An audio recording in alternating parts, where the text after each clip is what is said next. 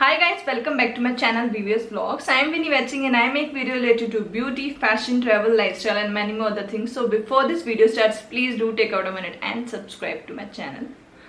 तो आप लोग ये टॉपिक देख के समझ गए होंगे कि ये वीडियो किसके ऊपर है. Yes, we are trying to conceive our second child but naturally वो नहीं हो रहा था. So I am on my fertility treatment journey again और आज से ही मुझे अपना फर्टिलिटी ड्रग्स लेना स्टार्ट करना है जैसे मैंने हृदय के टाइम किया था. ये मेरी सेकंड प्रेगनेंसी है. फर्स्ट प्रेगनेंसी में हृदय हैपन टू अस. और जो लोग नए हैं और हृदय को नहीं जानते तो हृदय ऑलरेडी 4 साल का हो गया और जल्दी 5 साल का होने वाला है. तो मेरी प्रेगनेंसी में सेकंड प्रेगनेंसी जो है वो 5 साल के बाद हम लोग ट्राई कर रहे हैं क्योंकि कुछ सर्कमस्टांस थे जो पिछले कई सालों में हमें मतलब नहीं लगा कि अभी we are ready for second baby. और कभी 1% के लिए मुझे ऐसा लगता है कि शायद पहले सोच लेते हैं इस बारे में बिकॉज मतलब मेरी जो पर्सनली जो मेरी क्लोज गायनेक फ्रेंड है उन्होंने मेरे को तब भी बोला था कि PCOS पेशेंट्स जिनको बेबी कंसीव होता है तो अगर वो with in 2 years with in 3 years conceive करते हैं तो उनको नेचुरली होने के चांसेस ज़्यादा होते हैं. अभी इतने साल बाद again I am back to the same condition जो हृदय के टाइम थी. आई डोंट नो मतलब मैंने पिछले 3-4 महीने से कई 2-3 अल्ट्रासाउंड्स कराए उसमें मेरा PCOD जो डिटेक्ट नहीं हो रहा है. बट अगेन आई एम एनोवुलेशन एक वर्ड होता है. आई एम दैट मतलब मेरा एग्स नहीं बन रहे हैं जो कि ऑब्वियसली बेबी होने के लिए ज़रूरी होते हैं. So I am on that drug. उसको इंड्यूस किया जा रहा है.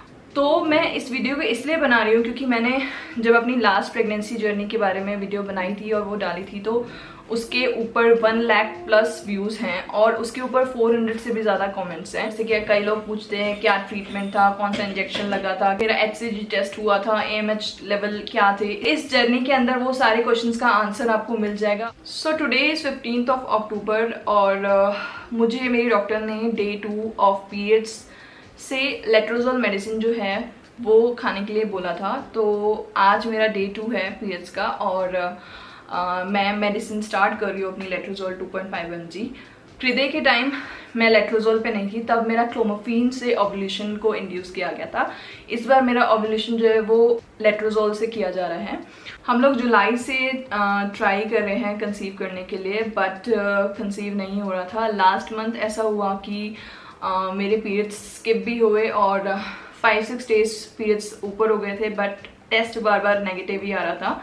और फिर मैं गायनेक के पास गई तो उन्होंने अल्ट्रासाउंड किया तो तब तो उन्हें कुछ नहीं मिला था बट स्टिल उनको लगा कि it could be a spontaneous pregnancy. तो उन्होंने मेरे को सस्टेन 400 mg जो है वो दी थी. Basically that is a progesterone hormone. वो दिया जाता है अगर किसी भी टाइप का मतलब अर्ली प्रेगनेंसी में दिया जाता है मिसकैरेज से बचाने के लिए. बेसिकली अगर कंसीव हो गया होता है तो मतलब बेबी सेफ रहता है उस मेडिसिन से और अगर नहीं होता है तो उस मेडिसिन के बंद करते ही पीरियड्स आ जाते हैं. तो डे बिफोर यस्टरडे मैंने वो मेडिसिन बंद करी थी और कल मुझे पीरियड्स आ गए. तो आज मेरा Day 2 है पीरियड्स का. तो ये मैं पहले ही डिस्कस कर चुकी थी अपने डॉक्टर से. तो उन्होंने यही बोला था कि अब Day 2 से इस फर्टिलिटी ड्रग जो कि लेट्रोजोल है उसको खाना शुरू कर देना. ये बेसिकली मेरे को नेक्स्ट 5 डेज तक खानी है और इसका काम रहेगा मेरे फॉलिकल्स जो हैं उनको बनाना, उनको इंड्यूस करना, बेसिकली मेरे एग्स को इंड्यूस करना. और आज फ्राइडे है और ट्यूसडे को मेरे डॉक्टर ने बुलाया है. बेसिकली Day 5 जिस दिन मेरी मेडिसिन खत्म होगी उस दिन मेरे को डॉक्टर ने बुलाया है. उस दिन शायद शील डू द फॉलिकुलर मॉनिटरिंग मतलब अल्ट्रासाउंड से चेक किया जाएगा कि फॉलिकल्स बने हैं या नहीं बने हैं, उनका साइज़ क्या है, मेरी यूट्रस की लाइनिंग का साइज़ क्या है. इस टाइप के चीज़ें आगे आपको आगे जैसे जैसे आप जर्नी में देखोगे तो आपको पता चलेगा. हृदय के टाइम मेरे को सेकेंड साइकिल में कंसीव हुआ था. मतलब जैसे ये अभी फर्स्ट साइकिल है, मेरा फर्स्ट साइकिल ऑफ ट्रीटमेंट है, इसमें कंसीव नहीं हुआ था. सेकेंड साइकिल ऑफ ट्रीटमेंट में कंसीव हुआ था. And so this time I don't know, I am hopeful कि शायद इस बार हो जाए. नहीं भी होगा तो इट्स ओके. अभी मतलब मैं बहुत ज़्यादा पेशेंट हो गई हूँ. पहले इतना पेशेंस नहीं था मुझे. पिछले 15 डेज से मेरे पीरियड्स नहीं आए थे. मैं पॉजिटिव उस पर भी थी और स्टिल 1% के लिए थोड़ा सा फील होता है but again then it's life and we need to move on. और पिछले मंथ माइट भी मेरे जो पीरियड्स 15 डेज ऊपर हुए तो माइट भी इट कुड बी रीज़न कि मेरा वेट गेन बहुत ज़्यादा हो गया। पिछले 1 साल में मेरा अराउंड 8-9 kg वेट गेन हो गया मेरा। और मैं जिम भी मैंने ज्वाइन कर रखा था पिछले मंथ। और मैंने पिछले मिड साइकिल से अपनी थायराइड की मेडिसिन भी स्टार्ट की थी। वो भी मेरे को गायनेक ने ही बोला था। बेसिकली मेरे थायराइड के लेवल अभी 3.7 थे एंड इट इज सेड कि अगर आपके थायराइड के लेवल्स जो है वो 3 से नीचे हैं तो थोड़ा इजी रहता है कंसीव करने के लिए। तो मैंने 3 गायनेक से ये सेम चीज़ पूछी और तीनों ने यही बोला है। किसी का एक्सपीरियंस 14 ईयर्स था, किसी का 36 ईयर्स था, किसी का कुछ था। सबने यही बोला कि 2.9 से नीचे ही होना चाहिए। मेरा 3.7 था, इसलिए मेरे को थायराइड मेडिसिन भी मेरी चल रही, जो मुझे एम्प्टी स्टमक मॉर्निंग में लेनी होती है। वो मेडिसिन बेसिकली मैंने पिछले मंथ मिड साइकिल में स्टार्ट करी थी। तो हो सकता है वो रीज़न बना हो मेरा इरेगुलर पीरियड्स का, क्योंकि थायराइड का बहुत मेजर रोल होता है प्रेगनेंसी में, पीरियड्स में, हर चीज़ में। तो basically I am on 3 pills right now. I am on thyroid, I am on letrozole जो मैं आज लूँगी, और मैं फॉलिक एसिड पी हूँ। फॉलिक एसिड तो पिछले मैं 4-5 महीने से ले रही हूँ। फॉलिक एसिड हमें लेनी चाहिए अगर हम कंसीव करने के लिए ट्राई कर रहे हैं। प्रायर 3 months लेनी चाहिए। एक वो फर्टिलिटी बढ़ाता है, दूसरा वो आने वाले बच्चे में किसी भी तरह का न्यूरल ट्यूब डिफेक्ट्स वगैरह जो होता है उनको बहुत मिनिमम कर देता है, उसके चांसेस ऑलमोस्ट नेगेटिव कर देता है। तो फॉलिक एसिड ज़रूर लेना चाहिए। तो मेरे को मेरी डॉक्टर ने अभी सिर्फ ये 3 दवाई ही लेने के लिए बोला है। अभी लेट्रोजोल में अभी जो भी मेरा टाइम, जिस भी टाइम पे मैं अभी जस्ट लूँगी वो फर्स्ट पिल, नेक्स्ट 5 days तक उसी सेम टाइम पे मैं वो पिल लूँगी। और ऐसा ही बोला जाता है कि लेट्रोजोल आप ले रहे हो तो जैसे आज मैंने 5 o'clock लिया है तो कल भी मैं 5 o'clock इवनिंग में लूँगी, और परसों भी, और ऐसे ही मैं नेक्स्ट 5 days तक लेट्रोजोल सेम टाइम पे लूँगी। एंड बाय द वे मैं अभी देहरादून में रहती हूँ और मैं यहाँ पर मैक्स जो है वहाँ से ट्रीटमेंट करा रही हूँ, और जो मेरा ट्रीटमेंट कर रहे हैं इनफर्टिलिटी ट्रीटमेंट, और वो यहाँ के मैक्स के बेसिकली HOD हैं और लेडी डॉक्टर हैं, वो कर रही हैं। उनके पास 36 years का एक्सपीरियंस है। मतलब पिछले कई सालों से मैं जैसे गायनेक को दिखाती थी तो कई लोग बोलते थे कि अभी सब कुछ ठीक है, नेचुरली हो सकता है। एंड एक आध गायनेक ने थोड़ा डराया भी था कि जैसे पहले दिक्कत हुई थी, अगर आप अभी नहीं ट्राई कर रहे हो तो आप एग्स फ्रीज करा लो, आगे जाके फ्यूचर में दिक्कत होगी, थोड़ा सा डराया था उस टाइप का। But again right now I am 29 years and 3 months plus. तो 30 होते ही फिर और दुनिया भर की चीज़ें स्टार्ट हो जाती। तो आई थॉट कि एक बार 30 एज होने से पहले हम लोग सेकंड बेबी के लिए ट्राई कर लें। मेरी डाइट मैं बहुत अच्छे से, मतलब खाना हेल्दी तरीके से ले रही हूँ।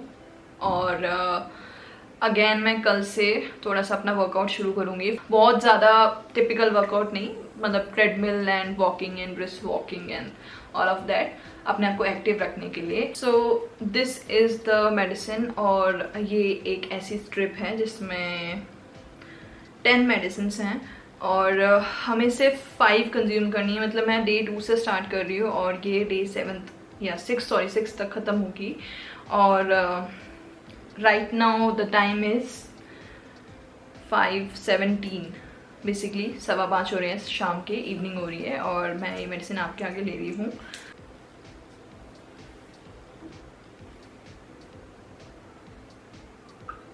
And let's hope for the best. और जो लोग ट्राई कर रहे हैं कंसीव करने के लिए, प्लीज़ होप्स मत हारो। बहुत सारे लोगों के मैसेज आते हैं मेरे पास जो अभी टीनेज हैं और जिनको PCOD है, जो अपने फ्यूचर के लिए वर्ड हैं, और इवन अभी भी उनकी सिचुएशन ऐसी है कि उनको अंडर चिन हेयर है, उस वजह से they are getting anti social and they are messaging me that we are, हमारे सुसाइडल थॉट्स आते हैं, लोग हमारा मजाक उड़ाते हैं। So look, even today I have to remove my hair under chin every alternate day। मेरे को एपिलेटर जो है हर alternate days पे करना पड़ता है, मेरी ग्रोथ उतनी ज़्यादा है and you can see the marks also। So it's okay यार, जैसे हम ब्रश करते हैं, जैसे हम नहाते हैं, धोते हैं, सुबह उठ के एपिलेटर कर लिया, छुट्टी यार, इसमें इतना क्या टेंशन करना है, इतना क्या आप लोगों को टेंशन लेनी है कि सुसाइड करने का ही आप सोचते हो। मतलब अभी रिसेंटली किसी का मैसेज आया था मेरे पास ऐसा। सो इट्स ओके यार, फिलिप्स का एपिलेटर दो, मैं पिछले 5 साल से यूज़ कर रही हूँ। बहुत लोग ये बोलते हैं कि आप वैक्स कराओ, वैक्स से तो बहुत दिन तक हेयर नहीं आते, तो आप एटलीस्ट हेयर फ्री रहते हो काफ़ी दिन तक। ऐसा कुछ भी नहीं है, वैक्स से भी आप जैसे हेयर रिमूव करोगे तो नेक्स्ट टू नेक्स्ट डे या नेक्स्ट मतलब 3 डेज के बाद वो हेयर हल्के हल्के आने शुरू हो जाते हैं। एंड ऑब्वियसली आप पार्लर जो है हर एक दिन छोड़ के नहीं जा सकते, एपिलेटर तो आप हर दिन भी कर सकते हो जैसे आप नॉर्मली ब्रश करते हो। एंड इसमें स्ट्रेस जो है उसी को अगर आपने ओवरकम कर लिया ना, पीसीओडी और कंसीव कर रहे हो उन सब चीज़ों में अगर आपने स्ट्रेस को ही ओवरकम कर लिया तो फिर आपकी सारी प्रॉब्लम सॉल्व हो जाती है। So you have to keep positivity, positive vibes और स्ट्रेस फ्री रहना है। आप लोग अपना माइंड को डाइवर्ट करो, वॉकिंग करो, कुकिंग करो, जॉब करते हो उसमें मन लगाओ, बच्चे हैं तो उसमें मन लगाओ, किसी भी तरीके से अपने मन को डाइवर्ट करो, तभी things will work out. And all the best again to all of them who are trying to conceive and who are dealing with PCOS or any kind of infertility. तो डे 2 के बाद मैं हर दिन vlog नहीं कर पाई medicine लेते हुए letrozole, और मेरे को डे 6 पे बुलाया था ट्यूसडे को, और उस दिन उन्होंने एग्ज़ामिन किया था, फिज़िकल एग्ज़ामिन किया था, और आज डे 9 पे उन्होंने मेरे को बुलाया था फॉलिकुलर स्टडी के लिए। हो गई है मेरी फॉलिकुलर स्टडी, और अल्ट्रासाउंड रिपोर्ट्स बिल्कुल भी सही नहीं है, मतलब इतनी तो मेरी शायद हृदय के टाइम भी ख़राब नहीं थी। सिर्फ एक जो फॉलिकल्स मतलब जो एग है बनना चाहिए थे वो एक ही एग बना है, वो भी राइट साइड पे। हृदय के टाइम 2 बने थे और वो भी बहुत छोटा है, 10 mm के आसपास है डे 9 पर। और जो मेरी यूट्रस की लाइनिंग है वो भी बहुत बहुत पतली है, 2.6 है, जो कि इस टाइम पे अराउंड 5-6 होनी चाहिए, क्योंकि डे मतलब जब आपको कंसीव करना होता है तब it should be 7 to 9 mm basically, but आज 2 ही है। हृदय के टाइम भी इतनी थी। सिर्फ एक ही फॉलिकल बना हुआ है 10 mm का, बाकी सारे फॉलिकल्स 10 mm से छोटे हैं। So again they gave me medicine, और उन्होंने एक फीमेल हार्मोन दिया है खाने के लिए सुबह शाम, दैट इज़ प्रेगनोवा करके 2 mg सुबह शाम खाने के लिए दिया है, वो यूट्रस की लाइनिंग बढ़ाने के लिए अगेन। एंड आज फ्राइडे है, डे 9 है मेरा, और मुझे ट्यूसडे को बुलाया है फॉलिकुलर स्टडी के लिए अगेन। उस दिन चेक करेंगे कि एग साइज़ कितना बड़ा हुआ है, कितना नहीं, इतना हुआ है कि एग रैप्चर के लिए रेडी है या नहीं, और फिर उसके बिहाफ पे वो डिसाइड करेंगे कि एग को कब रैप्चर करना चाहिए, उसका इंजेक्शन लगेगा। पता नहीं, डॉक्टर तो अच्छे थे, वो बोल रहे थे कि होपलेस मत हो सकता है कुछ % चांसेस है इस साइकिल में भी, but still I never thought कि मेरी सेकेंड प्रेगनेंसी भी सेम ट्रीटमेंट से होगी। आई थॉट कि नेचुरली हो जाएगी। आई am feeling a little low today. ये मेडिसिन होते ही हैं, कुछ की मूड स्विंग्स वगैरह होते हैं, so I am feeling very low. So today was day 9, day 10 होगा सैटरडे को, डे 11 होगा संडे, डे 12 होगा Monday, and day 13 basically Tuesday को डे 13 होगा। उस दिन चेक करेंगे, और अगर बेसिकली मेरे ख्याल उसी दिन ही इंजेक्शन लगा देंगे, क्योंकि उसके बाद ज़्यादा वेट नहीं करते, क्योंकि डे 14 to 16 उस टाइम पे ही कंसीव करने के चांसेस होते हैं। Let's see and hope for the best. I hope जल्दी हो जाए conceive. Okay then, meet you on Tuesday. Hi guys, it's day 13th of my ovulation induction, और आज भी मैं हॉस्पिटल गई थी। आज मेरा अल्ट्रासाउंड आज भी हुआ था, फॉलिकुलर माउंटिंग हुई थी, उसमें जो फॉलिकल का साइज था वो 14 था, और जो एंडोमेट्रियल थिकनेस थी वो मेरी 6 थी, वो बहुत काफ़ी अच्छी ग्रो हुई है, और उसका पर्टिकुलर रीज़न ऐसा है सच कुछ नहीं है, बस यही है कि मुझे वो जो मेडिसिन प्रेगनोवा दी थी मैं वो ले रही थी। तो एंडोमेट्रियल थिकनेस तो मेरी यूट्रस की जो लाइनिंग है वो तो अच्छी थी, बट फॉलिकल का साइज अभी भी बहुत अच्छा नहीं था। डोमिनेंट फॉलिकल मेरा एक ही है सिर्फ राइट ओवरी में, और वो उसका साइज 14 ही है। तो मेरे को परसों बुलाया है day 15 of my cycle, and वैसे तो उन्होंने आज ही बोल दिया था कि चांसेस बहुत कम है, जो कि मुझे पूरी उम्मीद थी, बट स्टिल होप्स कभी भी नहीं हारने चाहिए। हो सकता है कि मेरा परसों तक फॉलिकल साइज जो है वो 18 mm हो जाए, और मुझे ये डाउट था कि जैसे हृदय के टाइम जो मेरा ट्रीटमेंट था वो 2 महीने के गैप में हुआ था, बट इस बार ऐसा नहीं है। इस बार जो मेरा नेक्स्ट ट्रीटमेंट है वो मेरा नेक्स्ट साइकिल में ही होगा। सो लेट्स होप कि इसी मंथ हो जाए, कैसे भी करके परसों मेरा फॉलिकल साइज जो 18 mm हो जाए। और मैंने पूछा उनसे कि कोई नेचुरल तरीका है जिससे कि एग साइज इंक्रीज किया जा सके, तो उन्होंने वही बोला है कि एंटीऑक्सीडेंट रिच डाइट लो, जैसे कि फ्रूट्स, कच्चा सैलेड, वो सब चीजें खाओ, जैसे कच्चा टमाटर, उसमें बहुत एंटीऑक्सीडेंट होता है। आपके सैलेड की जो प्लेट है वो 7 सैलेड से भरी हुई होनी चाहिए, जैसे बीटरूट, कैरेट, आपका कुकुम्बर हो गया, इस तरीके के जो भी 7 सैलेड्स होते हैं उससे आपकी भरी हुई होनी चाहिए। उसमें काफ़ी सारा एंटीऑक्सीडेंट होता है और फॉलिक एसिड भी होता है उसमें। ऑब्वियसली हम डेली लाइफ में फॉलिक एसिड मतलब वो 7 तरीके का सैलेड नहीं खाते हैं, तो इसलिए फॉलिक एसिड बहुत ज़रूरी होता है प्रेगनेंसी में। और एक्सरसाइज उन्होंने करने को बोला है, any type of exercise you can do. Day 9 को मैं थोड़ी सी अपसेट थी, आपने देखा होगा वीडियो में, बट आज मैं थोड़ी सी पॉजिटिव हूँ। कोई बात नहीं, अगर इस बार नहीं भी होगा और हो भी जाएगा तो अच्छी बात है, but still I am feeling very positive and I am staying very positive. वो रहना बहुत ज़रूरी है। अगर आप स्ट्रेस लोगे तो आपका एग क्वालिटी पे वैसे भी असर पड़ता है। सो जो भी ये ट्रीटमेंट ले रहे हैं उनको भी मेरी यही एडवाइस है कि स्ट्रेस मत लो। परसों वो लोग फॉलिकल चेक करेंगे, अगर वो 18 mm प्लस होगा तो वो मुझे इंजेक्शन लगाएंगे एग रैप्चर का, और अगर वो 18 mm प्लस नहीं होगा तो इस मंथ कोई चांसेस नहीं है, तो वो मुझे इंजेक्शन नहीं लगाएंगे। फिर मेरा नेक्स्ट ट्रीटमेंट में ही दोबारा फॉलिकुलर मॉनिटरिंग और सेम ट्रीटमेंट चलेगा, थोड़ा डोज धीरे धीरे बढ़ाएंगे बस। जो मेरी पहले प्रेगनेंसी वाली वीडियो थी उस पर कई क्वेश्चन ऐसे भी आते हैं, वो मुझसे पूछते हैं कि मेरा AMH लेवल क्या था और ये सब चीज़ें पूछी जाती है। तो मैंने जो टेस्ट अभी कराए थे, रूटीन टेस्ट कराए थे इस ट्रीटमेंट के शुरू होने से पहले, 2 महीने पहले कराए थे मैंने। उसकी मैं एक बार आपको रिपोर्ट्स दे देती हूँ, अगर आपको कहीं अपनी रिपोर्ट से मैच करनी है या जो भी आप इस टाइप के क्वेश्चंस पूछते हैं।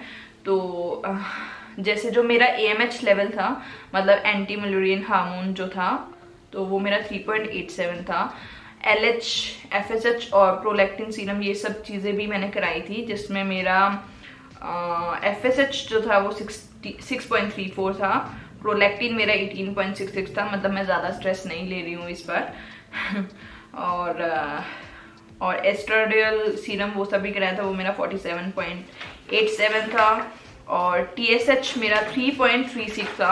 TSH का जब भी आप जैसे कराओगे ना रिपोर्ट्स, तो उसमें नीचे लेवल्स दिए होते हैं। जैसे अगर प्रेगनेंसी के लिए आप करा रहे हो तो जैसे फर्स्ट ट्राइमेस्टर में जो TSH का लेवल है वो 0.1 से 2.5 होना चाहिए, सेकेंड ट्राइमेस्टर में 0.2 से 3 तक होना चाहिए, और थर्ड ट्राइमेस्टर में 3 to 3 होना चाहिए। मतलब 3 से ऊपर कभी भी नहीं होना चाहिए। अगर 3 से ऊपर है, जैसे मेरा था 3.36, तो इसलिए मुझे डॉक्टर ने मेडिसिन दी। इसके अलावा ग्लूकोज फास्टिंग, शुगर का कराया था, शुगर मेरा ठीक था, 79 था, it should be between 74 to 99।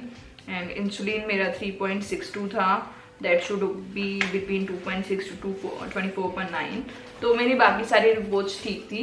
एक थायराइड की थोड़ी सी गड़बड़ थी और उसकी मैं मेडिसिन खा रही हूँ। तो ये आज की कहानी थी डे 13 की। अब मुझे उन्होंने डे 15 को बुलाया है। जैसे 2 डॉक्टर्स बैठते हैं, तो जो दूसरी डॉक्टर थी उन्होंने कहा कि मुझे फ्राइडे को बुलाओ, मतलब डे 16 को बुलाओ। बट ऑब्वियसली जो फर्टाइल पीरियड होता है वो 12th डे से शुरू होता है और 15 तक ही ज़्यादातर होता है। जैसे हृदय के टाइम मुझे इंजेक्शन लगा दिया था डे 12 को, बट आज मेरा फॉलिकल साइज इतना बड़ा नहीं था, इसलिए इंजेक्शन नहीं लगाया। तो उन्होंने इसलिए डे 16 को नहीं बुलाया, उन्होंने डे 15 को ही बुलाया। परसों वो एक बार देखेंगे, अगर सही होगा तो इंजेक्शन लगाएंगे, नहीं तो वो इस साइकिल को अब छोड़ देंगे। अगर नेचुरली होगा तो ठीक, नहीं होगा तो फिर वो नेक्स्ट साइकिल में बुलाएंगे। तो day 15 that will be on 28 अक्टूबर 2021। तो फिर परसों मिलते हैं। परसों मैं अपडेट करूंगी आपको कि परसों क्या सीन है। जैसे कि मैंने आपको बताया था कि मैं एक दिन बाद दोबारा आपको अपडेट करूंगी, तो यहाँ पे आप देख सकते हैं कि 28 अक्टूबर को मुझे बुलाया था वापस। उस दिन मेरा पीरियड्स के 15th डे था और मेरा जो एग साइज़ है वो 15.3 इंटू 13.0 mm ही है। आइडियली एक दिन में 2 mm तक बढ़ता है, बट मेरा सिर्फ 1 mm ही बढ़ा था। एंडोमेट्रियल जो थिकनेस होती है वो मेरी 7.5 थी। यूट्रस की लाइनिंग थी वो काफ़ी मेरी थिक हो गई थी, अच्छी हो गई थी। बट जो ये साइज़ है, इस साइज़ में कभी भी बेबी कंसीव नहीं हो सकता। मिनिमम साइज़ 18 mm होना चाहिए, तभी बेबी कंसीव हो सकता है। और इसलिए डॉक्टर्स ने मेरा केस यहीं पर ड्रॉप कर दिया था और मुझे अगले महीने उन्होंने बुलाया था नेक्स्ट ट्रीटमेंट के लिए। तो आप यहाँ पे मेरी पूरी रिपोर्ट्स देख सकते हैं कि ये LMP मतलब लास्ट पीरियड्स मेरे को 14 अक्टूबर को आए थे, जो कि मैं आपको पहले भी बता चुकी हूँ जब मैंने ट्रीटमेंट शुरू किया था। और ये मेरी जो लास्ट 2 फॉलिकल मॉनिटरिंग थी उसकी रिपोर्ट्स हैं। तो अब मिलती हूँ मैं आपको नेक्स्ट वीडियो में। देखते हैं कि नेक्स्ट मंथ ट्रीटमेंट की ज़रूरत पड़ेगी या फिर इसी में ही कुछ मिरेकल हो जाएगा, क्योंकि जैसे कि मैं आपको बोलती हूँ कि होप्स कभी भी नहीं हारनी चाहिए। तो वैसे भी अभी दिवाली आने वाली है, मैं बहुत बिजी हो जाऊंगी, तो मुझे ऐसा स्ट्रेस नहीं होगा। मेनली इस 15th डे के बाद जो 15 दिन होते हैं उसी में आपको स्ट्रेस नहीं लेना है, तभी थिंग्स विल वर्क आउट। मैं आपको पहले भी कई बार बोल चुकी हूँ। इसी के साथ इस वीडियो को मैं एंड करती हूँ यहाँ पर, क्योंकि अभी तो 15 डेज तक हमें वेट करना है। तो अगर आपको ये वीडियो पसंद आ रही है तो लाइक ज़रूर करना और सब्सक्राइब करके बेल आइकन को ज़रूर दबाना, ताकि आप मेरी आगे की जर्नी में बने रहें। एंड कोई भी क्वेश्चंस हो तो आप प्लीज़ इस वीडियो के नीचे ड्रॉप कर देना। हो सकेगा तो मैं आंसर देने की कोशिश करूँगी। मैं जब भी मेरे को टाइम मिलता है, मैं पिछली वीडियोस पे भी कमेंट्स के आंसर देती हूँ, कई लोगों को मैंने दिए हैं। So meet you in my next one, till then bye bye.